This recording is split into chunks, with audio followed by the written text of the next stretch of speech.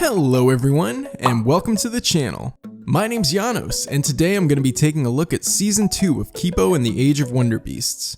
This season kind of popped up out of nowhere for me, but it was a pleasant surprise nonetheless. Both Fabio and I were really impressed with the first season, and did a review of it a while back, which you can check out here if you'd like. By the way, if you're new here, please consider subscribing, and if you're coming back, thank you so much for your support. Also, please note that this will be a spoiler-heavy review, so if you're just wondering if this series is worth checking out, I'll go ahead and say yes, in my opinion, it's certainly worth your time. Now with all that out of the way, emerge from your underground burrow, grab yourself some explosive nectar, and let's get started.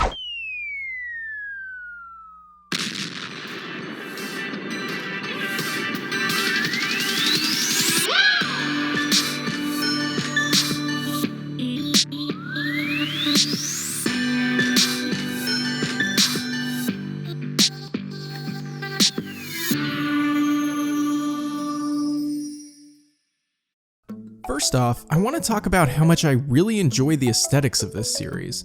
I'm always a sucker for a show with a unique and well-executed art style, and Kipo and the Age of Wonderbeasts definitely delivers in that regard.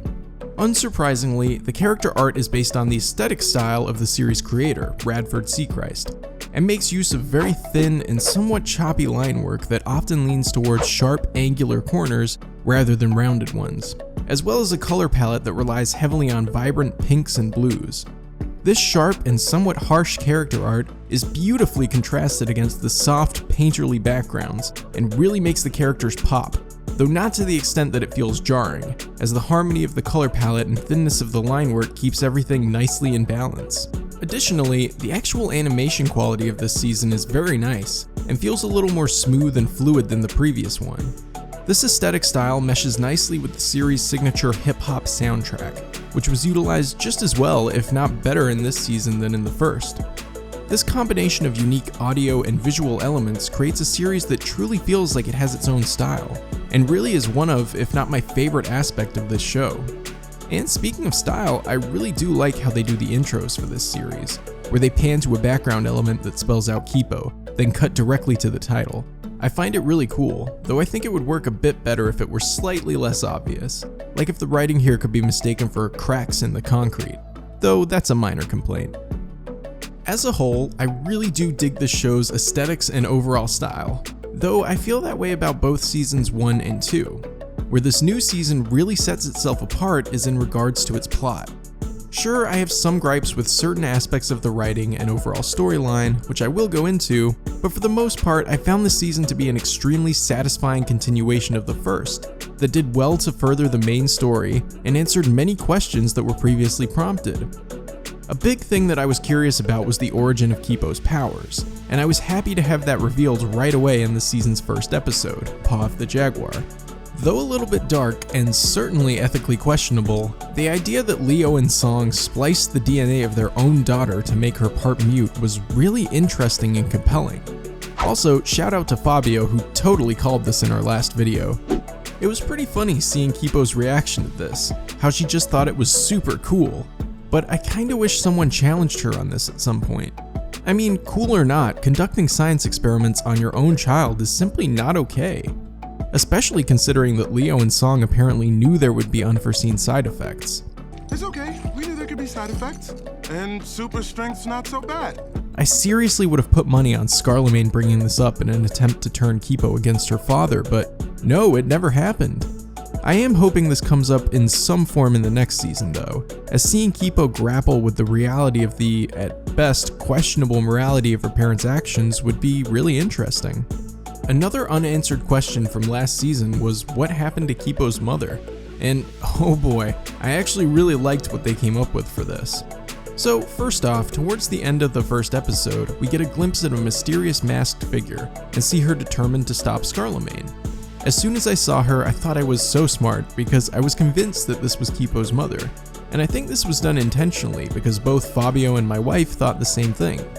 It turned out that Kipo's mother was actually the Mega Monkey from last season, a really interesting reveal which made the moment the two shared in the previous season all the more meaningful.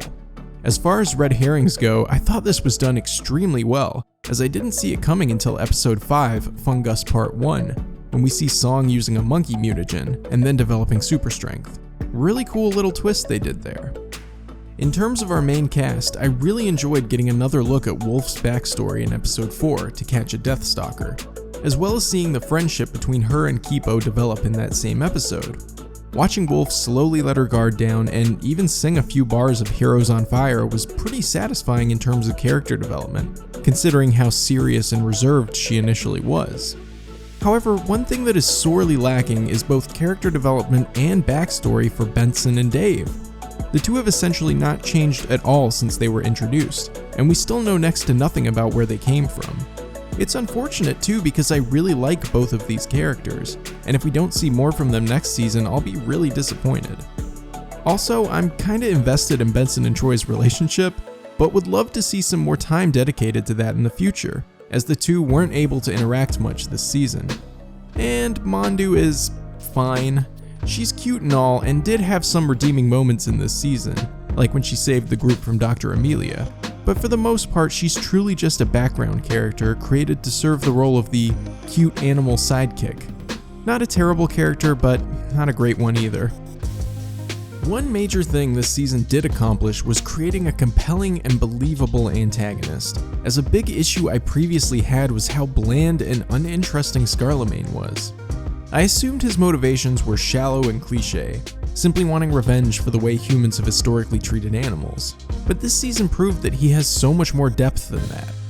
Episode 8, Sympathy for the Mandrill, was actually one of my favorite episodes, and revealed Scarlemagne's, or rather Hugo's, origin as another of Song and Leo's science experiments, as they mutated him from a regular primate to the hyper-intelligent one he became. It was actually really sad seeing how sweet and gentle he used to be, only to be abused by the other scientists and later abandoned by his family. I know the circumstances around this were complicated, as Leo truly did not have time to rescue him and also escape with Kipo, but I can absolutely understand that from his perspective, he was abandoned by the only people who ever cared about him. On top of that, he had to quickly adapt to the tough reality of living on the surface world, as failing to do so would mean death. This sad and traumatic backstory truly humanized Hugo in my eyes, and made him into an antagonist that felt real and believable. It was also really nice seeing him and Kipo starting to bond, and developing a bit of a brother-sister relationship. And though he ultimately decided to go through with his plans, I'm pretty confident that he'll come around in the next season, and will likely be an instrumental force in defeating the new antagonist, Dr. Amelia. Now, this was a character that I really did not see coming. I was far too focused on Scarlemagne being the primary villain to consider that there might be another lurking in the background. But that said, she was introduced in a way that felt very organic and worked as a natural progression of the story. It made sense that Hugo and Leo's mysterious backstory involved another figure that was essentially pulling the strings, as it was hard to imagine that someone as seemingly kind as Leo would have done something to warrant Scarlemagne's contempt. I'm not saying that Leo is entirely innocent in that regard, but I think it's clear that Dr. Amelia was the driving force behind what happened. As an antagonist, her motivation to turn all the mutes back into animals is understandable to an extent, but lacks a personal driving force in the same vein as Scarlemagne's. Though I would not be surprised to get an episode that dives more into that in the next season, so I'll reserve judgment until then. Now, the development of Kipo's powers was a bit of a mixed bag for me. I really liked how in the second episode, The Goat Cheese Prophecy, Kipo was taught how to control her abilities to a basic degree.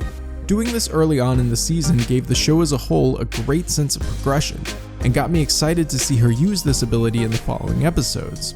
I know the way she was taught this was kind of a wax on, wax off cliche, but I didn't mind it too much as I thought it worked well in this case.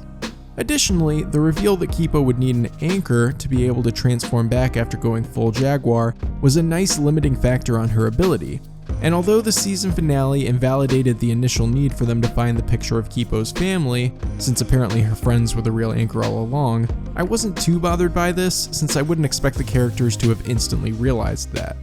However, it could certainly be argued that this was a bit of a sloppy writing decision. Really though, there were only two things that truly bothered me about Kipo's powers. First, how does she still have clothes on when she transforms back? She turns into a massive 30-foot tall jaguar. Those clothes would be obliterated. Alright, mostly kidding here. Obviously she's not going to be naked. It's a kid's show and she's 13. The real thing that bothered me was right at the end of the season when she goes full Jaguar and attempts to push over this giant tree.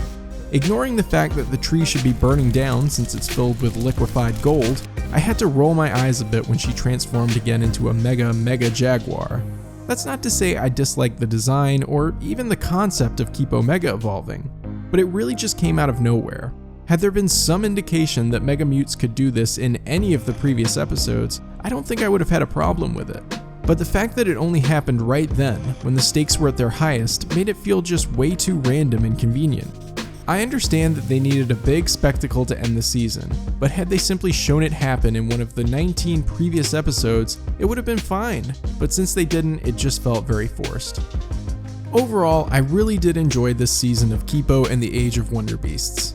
Aside from having such a unique and well-executed look and overall style, this season built upon the first one extremely well, and provided satisfying answers to many questions I previously had. Despite some minor issues here and there, I truly think that this show is one of the best currently airing animated series, and would certainly recommend it to anyone who hasn't already seen it. I'm definitely excited to see where they take things in the next season, and I'm looking forward to its eventual release. And with all that said, I'd love to know what you all think. Do you agree with my overall take, or do you have some different opinions? Let me know your thoughts in the comments section below, and if you enjoyed this video, please take a moment to leave a like, and subscribe if you want to see more videos similar to this. It would help out a lot and I'd really appreciate it. Anyway, thank you all for watching, stay safe, have a great day, and I'll see you all later.